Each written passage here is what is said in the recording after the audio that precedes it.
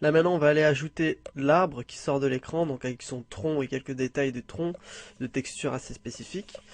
Juste avant ça on va recadrer un petit peu tous nos éléments, car là l'écran et tout ça c'est un petit peu trop grand. Donc ce qu'on va faire c'est qu'on va prendre tout comme ça, pomme T, toujours avec Shift enfoncé pour rester homothétique. Voilà, je mets tout un petit peu plus petit. Ouais voilà. Bon, je valide en double-cliquant. Une petite technique donc pour essayer d'être centré et de composer ces éléments d'une certaine manière. Je prends ici cet outil, donc outil de recadrage, et je recadre toute ma composition et on voit que dans cet outil, il nous propose donc l'affichage de la règle des tiers. Donc si vous ne connaissez pas la règle des tiers, c'est-à-dire une section par 3, donc en largeur et en longueur. Et cette section donc nous propose 4 points, donc en fait qui sont 4 points chauds. Et ces 4 en fait, ces 4 intersections, c'est là où l'œil va regarder en premier sur une photo. Et dans le sens de lecture, c'est-à-dire de gauche à droite, puis on redescend et de gauche à droite. Donc c'est-à-dire que mes éléments, je vais plus essayer de les centrer, par exemple là sur ce coin-là, donc pas trop à gauche, et essayer d'équilibrer entre cette section. On n'est pas tout le temps obligé d'utiliser la règle des tiers, mais dans mon cas je vais l'utiliser. Donc une technique qui est sympa pour pouvoir à peu près voir les points chauds, c'est-à-dire, c'est d'utiliser justement l'outil de recadrage qui nous propose cette section par 3 sur la hauteur et la longueur. Donc là je reprends mon outil de sélection et je dis non, parce que je ne veux pas recadrer. Donc j'ai vu que il fallait que je l'avance un petit peu. Je vais le descendre encore pour vraiment laisser l'espace en hauteur car on va mettre les colombes. Ça va monter en fait directement en haut. Donc ma composition marche de gauche à droite, donc ça va vers le futur. C'est plein de petites annotations et de symboles comme ça à savoir qu'on utilise dans la photographie, dans les compositions, tout ça. Donc dans mon cas ça sera comme ça. Donc si je regarde commencer, voilà, c'est à peu près bien réparti autour du point. Je vais un tout petit peu descendre parce que là je vois que ça coupe, mais bon ça c'est vraiment du détail, on le voit pas vraiment. Et mais comme je sais que je vais avoir pas mal d'éléments, bon bah je me permets de descendre encore un peu. Voilà. Bon c'était la petite astuce, voilà. Là je vais retoucher un petit peu la position de mes animaux, donc surtout le léopard. Donc mon léopard, je vois qu'il est en objet dynamique, donc je vais le pixeliser car je vais utiliser la déformation de la marionnette. Donc quand je clique là-dessus, il me propose un filet en fait qui reprend toute la forme donc que j'ai détourée au préalable. Donc j'ai un petit curseur donc qui ressemble à une punaise avec un plus, donc il me propose donc d'ajouter un point, là c'est ce que je viens de faire. Donc si j'en ajoute un deuxième et que je le bouge, en gros il va tourner autour du point, du second que j'ai fait, enfin du premier. Si j'en fais un troisième, là on commence à voir une certaine articulation qu'on donne. Donc ce que je vais faire, c'est je vais en remettre un au bout des pattes et je vais lui monter comme ça, histoire de vraiment lui donner l'allure du saut, vraiment de la provenance de l'écran. Je vais, hop, un petit peu redescendre cette patte. Voilà, donc c'est très léger, j'applique. Mais voilà, ça permet, voilà, quand je fais pomme Z, on voit que ben, finalement c'est un peu mieux, ça donne vraiment l'orientation. Je vais pas vraiment le faire sur le cheval car c'est plutôt bon pour le cheval. Euh, donc le léopard, je vais le descendre un petit peu. Quoique, je vais essayer juste avec le cheval de déformer donc la patte qui est là. Hop.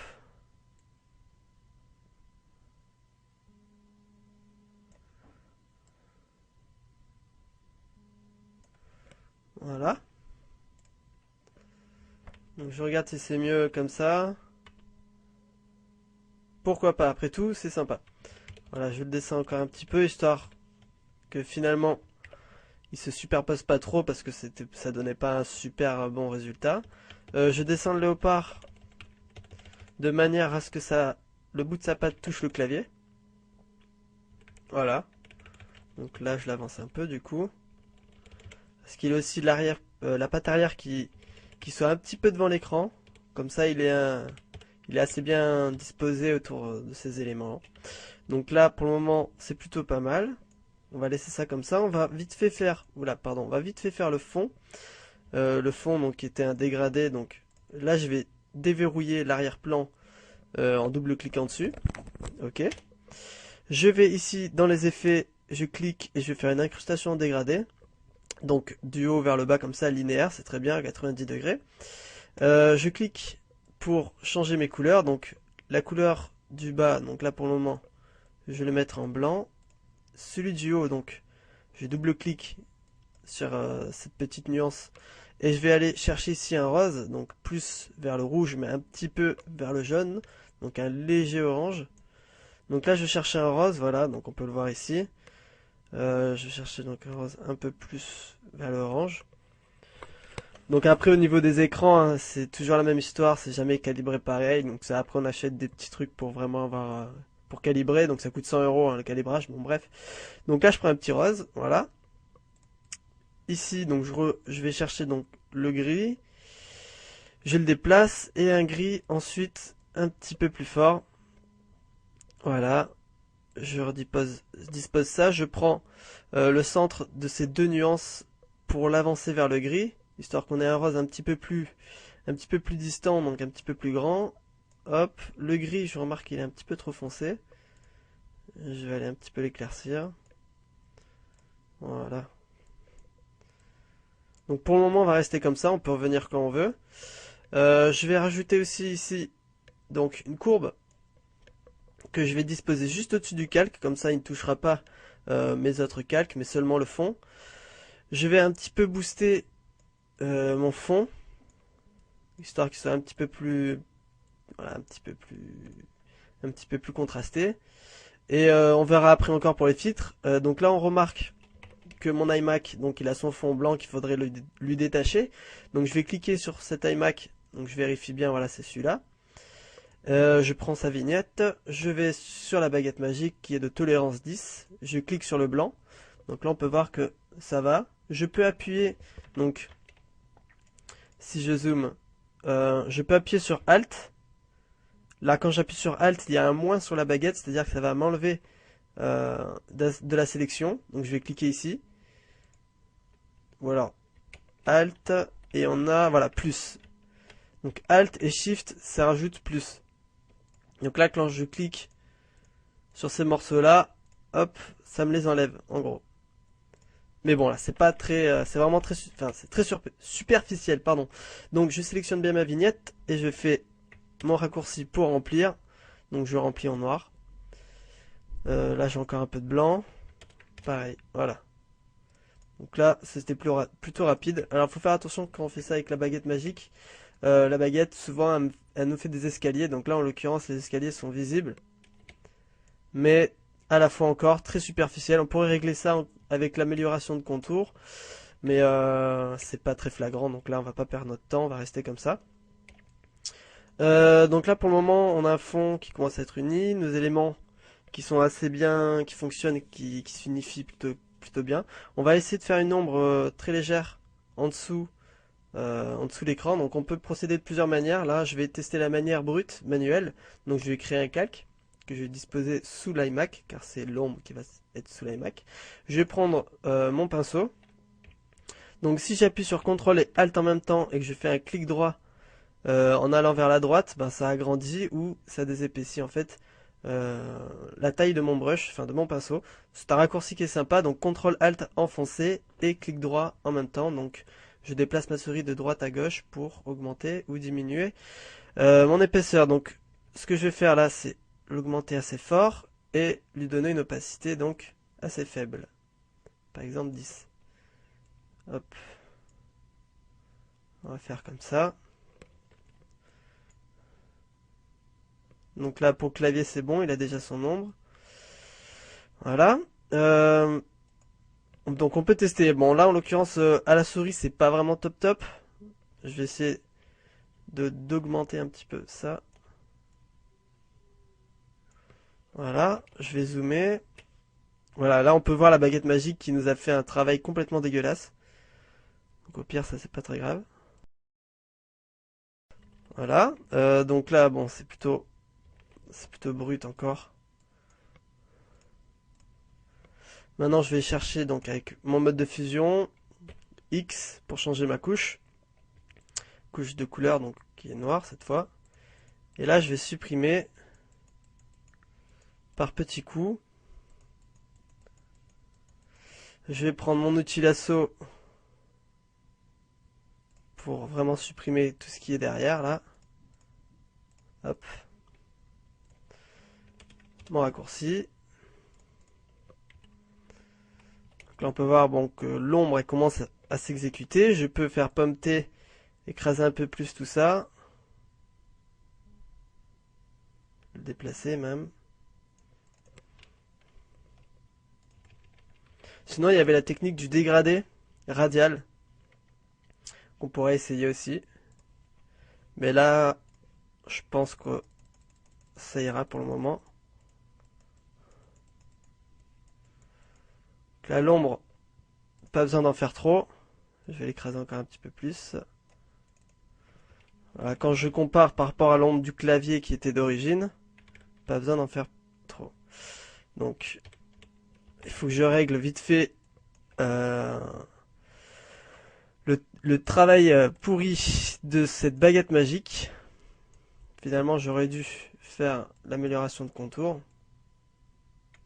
Donc une technique qui est bonne à prendre, c'est rester Shift enfoncé. Par exemple, je fais un clic ici, un autre en dessous, ça me fait des traits. Et je peux continuer avec Shift enfoncé. Donc ça fait des lignes droites. Donc je peux exécuter ça ici. Donc vous voyez que ça marche plutôt bien. Hop. Seulement il faut bien le faire. Voilà. Donc ça va. Je vais redéplacer mon ombre, donc qui était voilà, juste ici. Je pourrais le dupliquer et repasser donc sur la vignette de mode de fusion sur quelques zones. Par exemple, là c'est bien trop abusé. Hop. Opacité à 100%. Je la baisse un peu. Donc là, vous voyez, on commence déjà à chipoter sur des détails alors qu'on c'était pas spécialement à faire de suite. Mais bon, quelque part, c'est pas bien grave. Voilà. Donc on a une ombre qui est pas non plus dégueulasse, ça va, c'est plutôt bien exécuté. Je vais renommer ça ombre, ombre. Je pourrais les fusionner, mais là c'est pas très grave, je les lis, ça me suffit.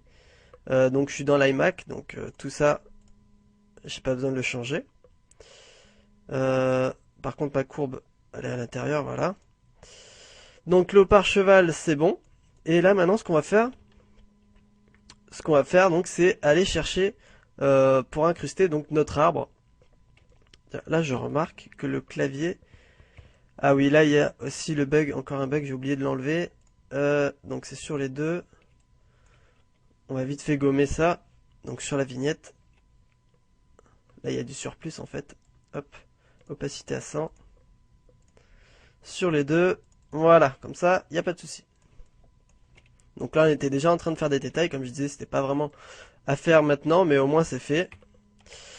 On commence déjà donc à poser nos éléments, quelque part c'est pas plus mal. Donc là ce qu'on va faire c'est aller chercher donc notre arbre, comme je disais, donc on a plusieurs photos d'arbres. Celle-là on va s'en servir seulement pour cette texture car on a le soleil qui pointe dans une certaine direction, et ça va nous aider vraiment à poser donc notre arbre. Ça c'est vrai, on va utiliser cette photo pour poser le tronc et cette photo pour les feuilles. Voilà, en gros on va vraiment décomposer. Donc ce qu'on va faire c'est prendre l'arbre et la glisser dans Photoshop. Comme ça, on est dans un document à part.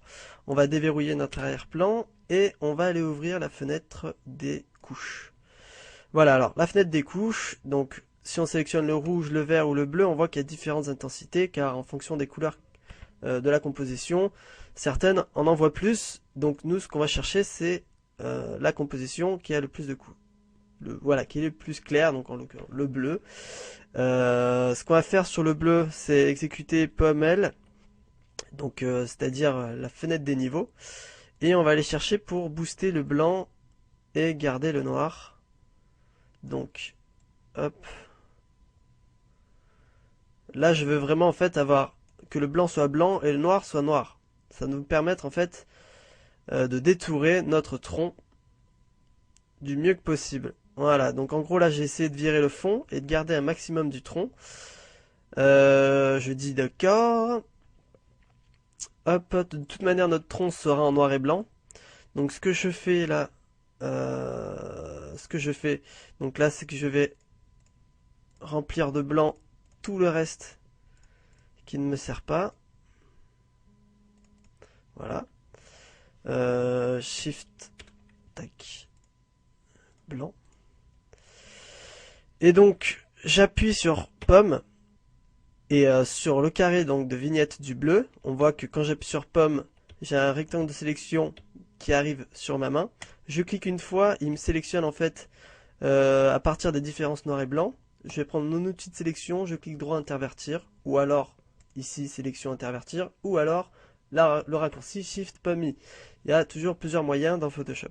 Donc une fois que cette sélection est faite, je retourne dans la couche RVB. Donc comme on a boosté la couche des bleus, bien évidemment là la photo est bleue, mais c'est pas très grave, de toute manière on va rester en noir et blanc pour ce tronc. Ce que je voulais faire, donc je prends mon outil de sélection, je vais dans améliorer le contour, et comme tout à l'heure, CTRL ALT, je vais agrandir ma surface de sélection et je vais aller chercher donc un minimum de contour pour améliorer et un minimum de branches aussi à récupérer. Donc je reviens en arrière car là je vois que notre tronc était mal pris, donc je vais juste passer ça sur les extrémités. Voilà, ça nous suffira, de toute manière on prendra pas tout. Ok, je fais CTRL C sur cette photo et je vais me rendre ici dans les fenêtres et je retourne sur mon iMac Life, je prends mon outil de sélection et je colle. Donc là j'ai un tronc que je vais pouvoir commencer à utiliser, donc je vais faire un nouveau dossier arbre. Là je prends le tronc, hop, on va mettre ça au dessus. Alors le tronc, on va commencer à le retravailler un peu. Là il est pas très beau. Je vais prendre mon pinceau, un petit peu plus petit. De toute manière là je vais appuyer sur Pomme U pour aller dans les saturations. Je le sature à 0. Ou alors comment je vais tester autre chose. C'est image, vibrance. Et la vibrance, la baisser à son maximum. Donc la vibrance nous garde une certaine luminosité aussi dans la composition. Là si je baisse la saturation, voilà. On garde un maximum de texture en passant par la vibrance. Donc c'est bien aussi. De toute manière on va reprendre aussi la texture. Donc là ce que je vais faire c'est remplir vite fait ce qu'on a perdu. Donc j'appuie sur I pour sélectionner les pipettes. Je prends une couleur au hasard. Donc là on peut voir dans les dernières versions de Photoshop on a cette roue qui arrive autour du curseur qui nous montre la couleur avant et après sélectionnée. Je prends donc mon pinceau et je re-remplis vite fait les zones. Donc pour ça on va prendre vraiment un petit curseur et on va zoomer pour rester correct. Toujours. Voilà. Hop, hop, hop. Je peux toujours prendre ici un petit raccourci entre I et B, donc B pour le brush, donc le pinceau, et I pour sélectionner une couleur de pipette. Donc voilà, vite fait, hein. De toute manière ça, ce sera encore des détails qu'on ne verra pas vraiment, ce sera toujours caché. Voilà. Comme minimum, toutes ces surfaces assez claires, donc blanches, qui ressort, essayez de les estomper un minimum, histoire de redonner un tronc assez solide. Donc voilà, ça c'est encore les détourages rapides. C'est pas des méthodes incroyables d'exécuter, mais c'est suffisant pour ce qu'on veut faire. Hop, pardon. Je vais déplacer mon tronc. Donc l'arbre va se situer en dessous. Ce tronc, je vais vite fait utiliser encore la déformation de la marionnette. Donc je prends des points.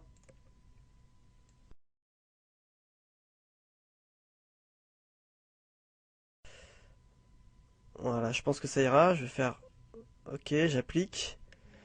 Donc là, ça a pas mal bougé. Donc je pense qu'il y a un bug sur les extrémités, mais c'est pas un souci. On va aller chercher encore notre option de fusion, enfin notre masque. On va aller gommer ça. Ça nous sert vraiment plus à rien. Hop.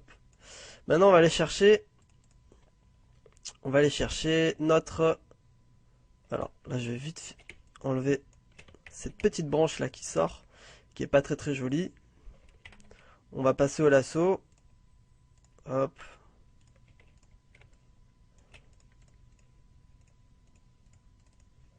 Je remplis donc, mince, en noir. Voilà.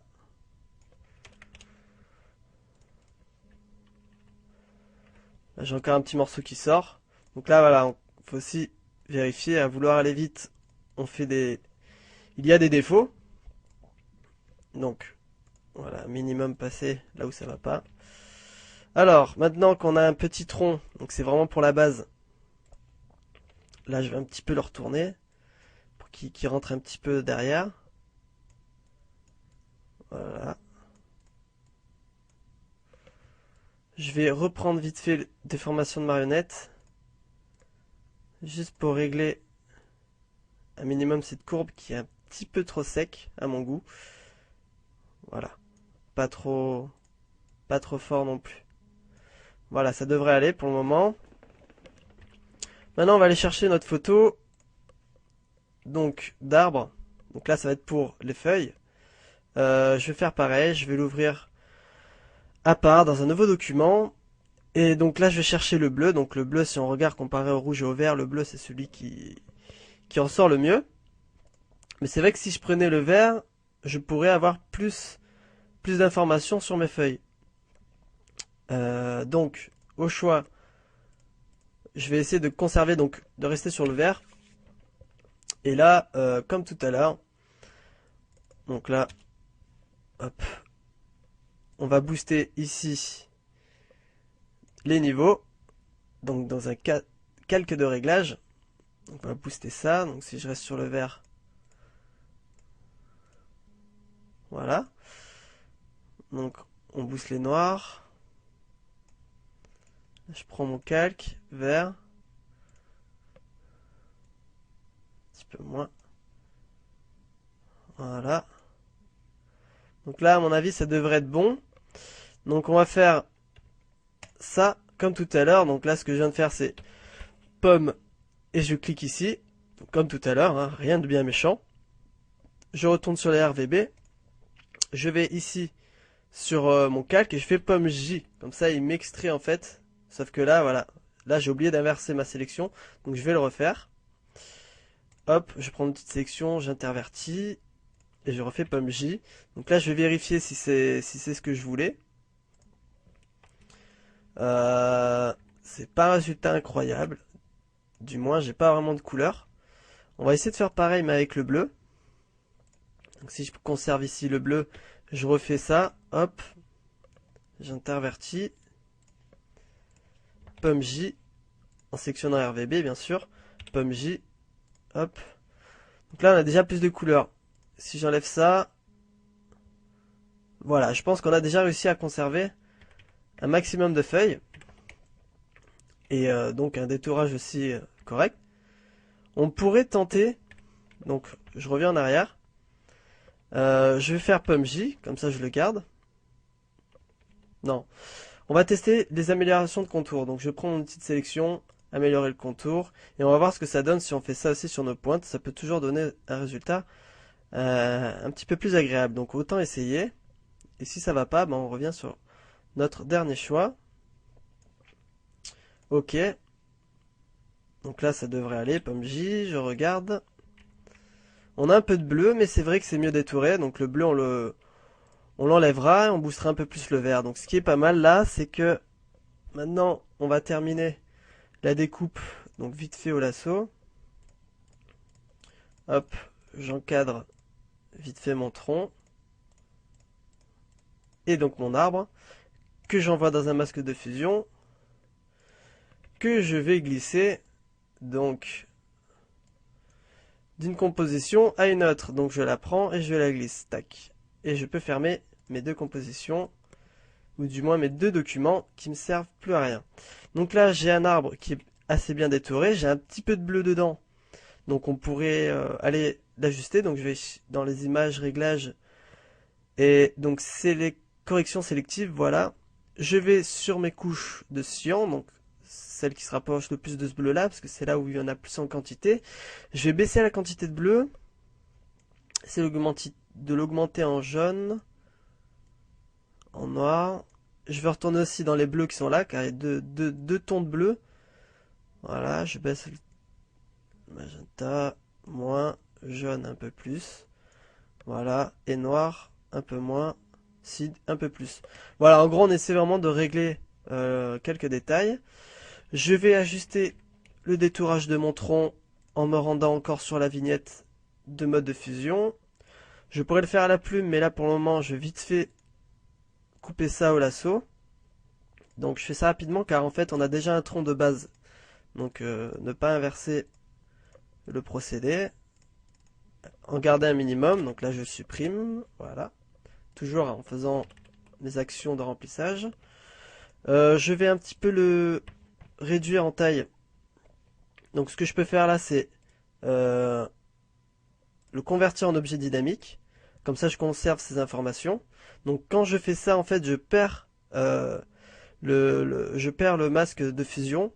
Mais il faut savoir que là j'en ai plus vraiment besoin de mon masque de fusion, c'est pour aller récupérer mon décor derrière, j'ai pas d'intérêt, donc j'aurais pu le garder en le copiant sur un autre calque, ou dans la mémoire, mais là pour le moment, moi vraiment j'en ai pas besoin, donc c'est pas grave s'il m'a supprimé ça. Donc voilà, je vais orienter et réduire mes feuilles, de manière aussi à ce qu'elles vont s'attacher à mon tronc. On va essayer de l'orienter aussi en fonction de la lumière qui est là au-dessus. Et de toute manière, on réglera après les lumières nous-mêmes. Enfin, on ajustera du moins. Donc, là, tant qu'on y est, on va faire édition, déformation de marionnette. Et je vais mettre mes points. Alors, on regarde. Pour le moment, c'est plutôt sympa. On se rapproche de ce qu'on veut. Là, je vais rajouter un mode de fusion encore. Voilà, on essaie un minimum de l'attacher à notre composition. Enfin, à notre tronc qui est derrière, du moins. Voilà, donc le tronc, je vais aller le récupérer là. Et je vais remplir au pinceau ce petit trou qu'il y a derrière. Voilà, comme ça va être plus joli. Je reviens sur ma vignette. Je prends un noir. Moi, c'était déjà. Et je vais supprimer aussi les coins. Là. Je reviens sur mon tronc pour le re-remplir une fois de plus. Derrière, voilà. Là, on est en train de faire fonctionner donc les deux éléments. Donc là, on voit que mon tronc derrière devient un petit peu inutile, on va dire, toute cette surface. Donc je vais l'enlever. Voilà. Donc je vais plus répéter vraiment les actions que je fais pour aller dans les masques de fusion. Je pense les avoir assez dites et je pense que vous n'êtes pas idiots. Je vais pas me mettre à répéter, on va essayer de gagner un peu plus de temps. Voilà. Donc pour le tronc, pour les feuilles, ça va un peu. Et là, on a besoin un peu de texture et de lumière. Donc c'est pour ça qu'il me reste une photo. Donc cette photo d'arbre, donc la première. On va utiliser vraiment cette texture-là.